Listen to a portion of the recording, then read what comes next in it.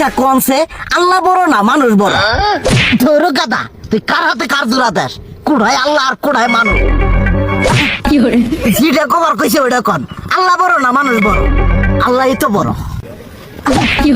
আল্লাহ বড়, তাহলে আল্লাহর কথা না হইনা মানুষের কথা শুনেন কে? তুই কি কইতাছস? কি আর আল্লাহর কথা মানে না মানুষের কথা মানে? হ্যাঁ, কি আর মানুষের কথা শুনেন তাই না?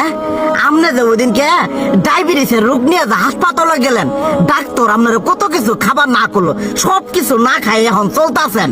তাহলে আল্লাহ যে আপনারে কইছে যে হারাম খাবার না, সুদ খাবার না, কই আপনি তো কাম কাজ বাদ দিয়ে এলাকার মধ্যে টাকা পয়সা না গায়ে খালি ওইলে দিয়েই খান। নিজেরা টিয়াও হালাল ভাবে কামাই করেন না, ওই সুদ তো না কটা টিয়া করে লাভ আহে ওইলে দিয়ে দিয়ে চলেন আর পেটা বড় বানাইছেন। শুনেন একটা কথা কই, হারামের কোনোদিন আরাম নাই। হালাল পথে রুজি রোজগার করেন, প্রয়োজনে এড়া বেলা কম খায়েন, তাও শরীর পিণ্ডও ভালো থাকবো, কোনো রোগ বেদও হবো না, আরামও পাবেন, আল্লাহও খুশি থাকবো। তুই আমার এইভাবে বুঝাবি আগে কইলি না কে?